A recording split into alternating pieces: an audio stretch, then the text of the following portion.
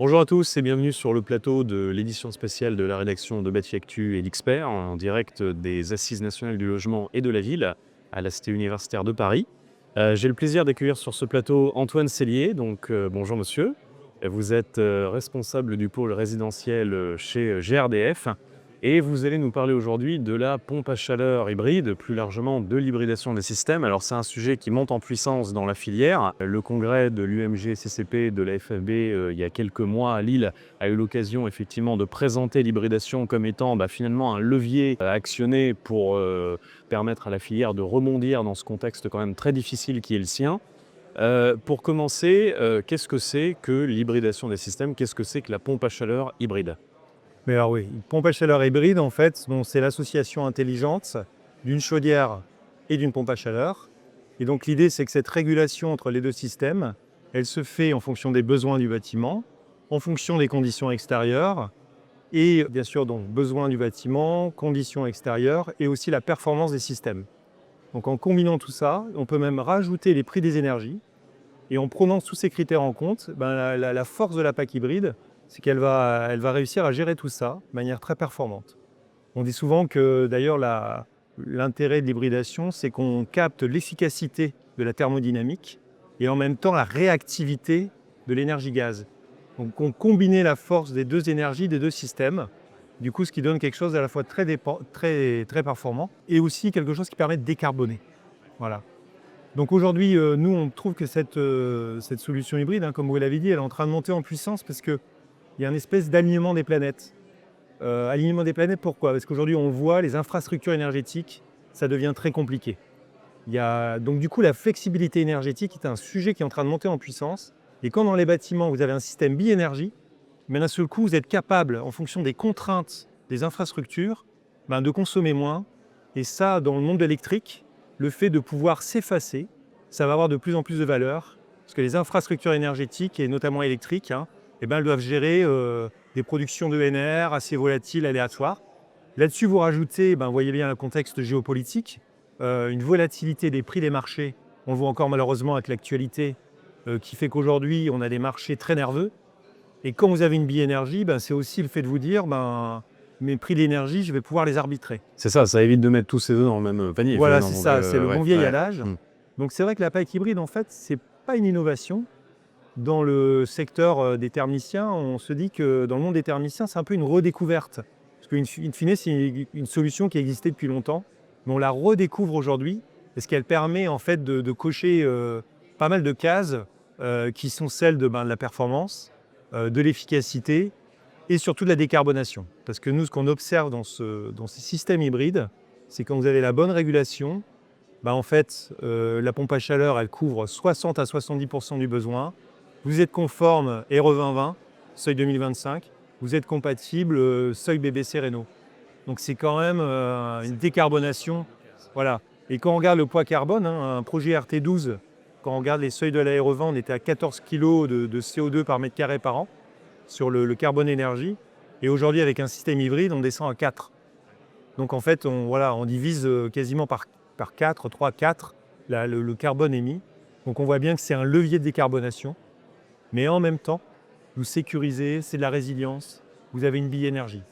Donc voilà, d'où l'engouement, cette redécouverte de cette solution hybride.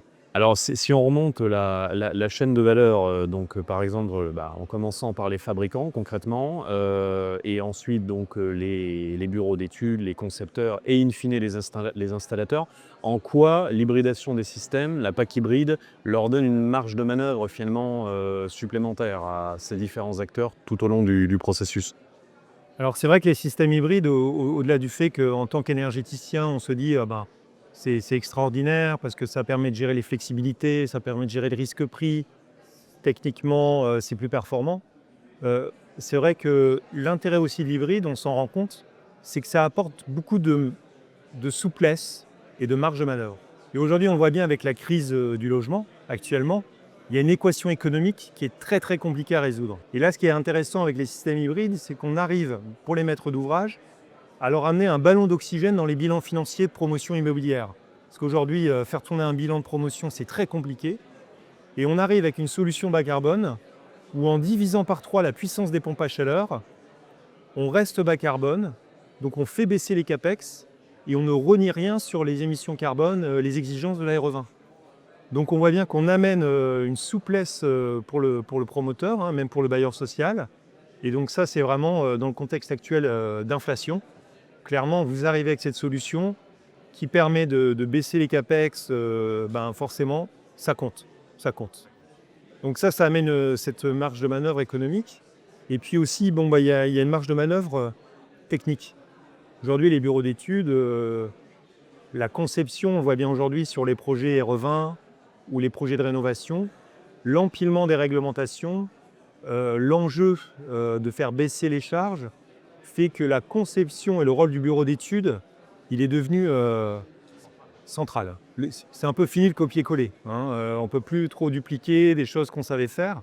Et on voit que collectivement, enfin nous GRDF, on travaille beaucoup avec les bureaux d'études parce qu'on se rend compte que la conception, le dimensionnement des équipements, les schémas hydrauliques, on revient un peu aux fondamentaux de la thermique, ça devient clé. Et ces systèmes hybrides, en fait, ce sont des briques qu'on peut agglomérer de manière très souple. Et ça, pour le bureau d'études, c'est génial. Ça lui permet de combiner pas mal de solutions. Parce que les systèmes hybrides, ce n'est pas que le pompe à chaleur et la chaudière. Vous pouvez faire de la PAC OO, de la géothermie combinée avec la chaudière. Vous pouvez faire du solaire thermique. Enfin voilà, et vous pouvez jouer comme ça sur pas mal de leviers techniques qui font qu'en fonction du projet, ça amène des marges de manœuvre techniques et réglementaires supplémentaires. Et voilà, c'est ça, parce que la PAC hybride, finalement, peut se destiner à toutes les typologies de bâtiments et elle peut se mixer effectivement avec plus ou moins toutes les énergies. Vous avez parlé de la géothermie, du solaire.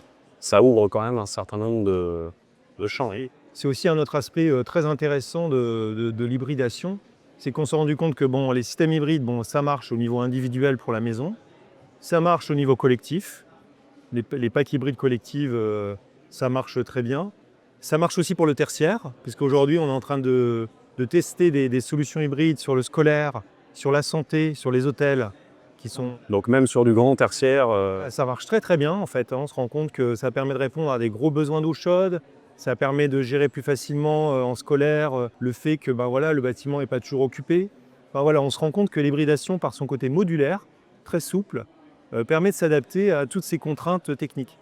Et ce qui est très intéressant aussi en rénovation, ce qu'on a découvert en travaillant avec les fabricants, parce que l'hybridation, c'est aussi une filière européenne de fabricants qui font des pompes à chaleur, qui font des chaudières et qui ont su créer ces solutions. Il faut rendre hommage quand même aux fabricants européens derrière l'hybride.